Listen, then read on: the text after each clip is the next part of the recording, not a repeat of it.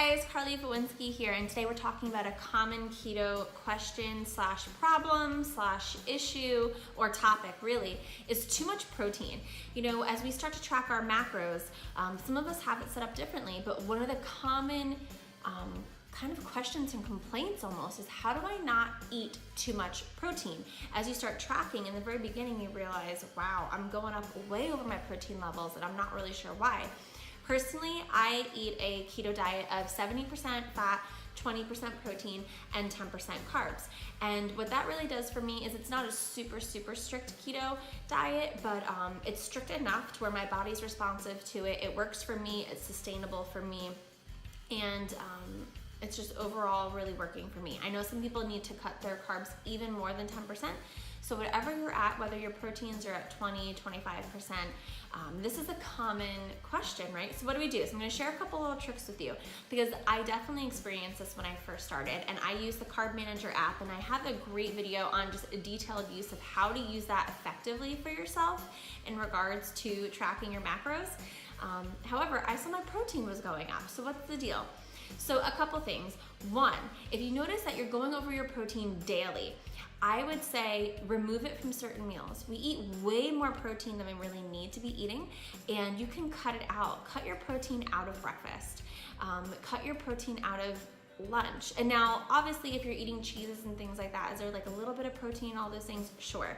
Is it the same as adding like a tuna steak or chicken or beef to a meal?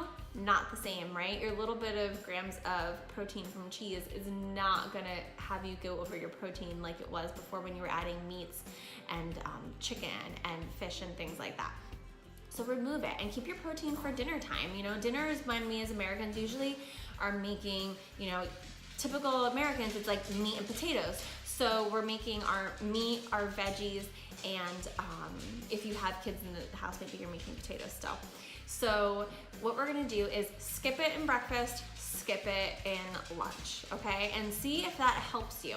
Now, personally, I don't eat breakfast. What I have for breakfast is a bulletproof coffee or coffee with keto cream. So I'm not having protein at all for breakfast. So all I'm doing is potentially eating protein in lunch and dinner. And one of the things I learned early on was I was eating too much protein each time. So I had no concept as to how much protein was this piece of meatloaf, or was this drumstick of chicken, or how much was it? So we grabbed a food scale. You can grab these off Amazon, super cheap. And what I love about it is that it's also super small. So you can just stick it in a drawer. I hate keeping things on my kitchen counters. So I like everything that I can kind of put away, and you can just put this away. And if you don't even need to be weighing your protein all the time, but I would say, like, when you go ahead and make a London broil for your family, and you're saying, I have no idea how many ounces or 3 slices of London broil. Slice, put it on here, measure it, and you'll see. And you'll probably realize that you've been eating way too much protein per meal anyway. So you probably only need a couple slices, and maybe you were eating like 5. So this was super helpful. Go ahead, get a food scale. This one is at Tech City, eTech City, whatever it's called. I barely even really use it. John uses it a lot. So that's the food scale. We keep it in our drawer right by the kitchen counter, so when we need to figure it out. And now that I've started doing this, it gets so much easier as time goes by, and you realize that you don't need to fill up on all those things.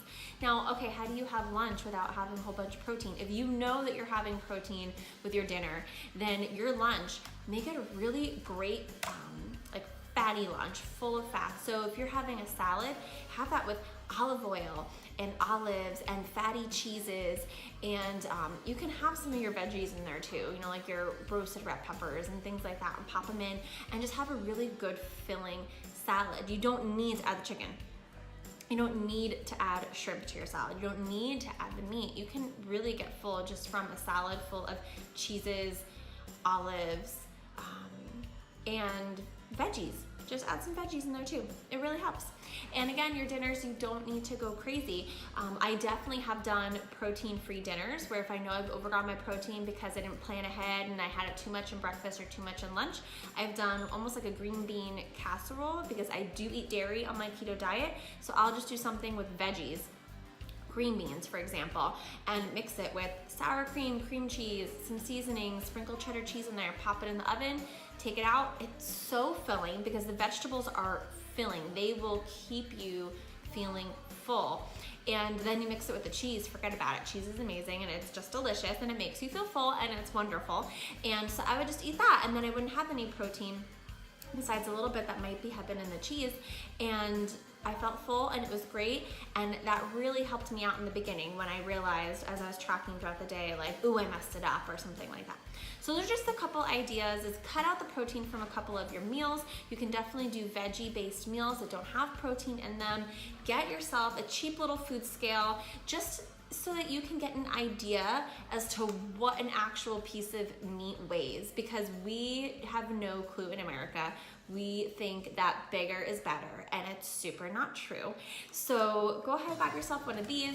Share your vegetarian, meatless, proteinless meals down below in the comments. I would love to see what you guys are eating. Also watch the nuts because those can have protein in them too, and you want to be careful with that, so you might want to cut stuff out like that. So go ahead, share it. If this was helpful to you, hit the like button, subscribe to the channel, and you'll be kept up to date. And thanks for watching this quick video. I just wanted to share because I know I've got so many friends out there that are asking the same question, and I'm so happy that we're all doing this together, and it's so much fun. Until later, I'll talk to you guys. Have a great, great day.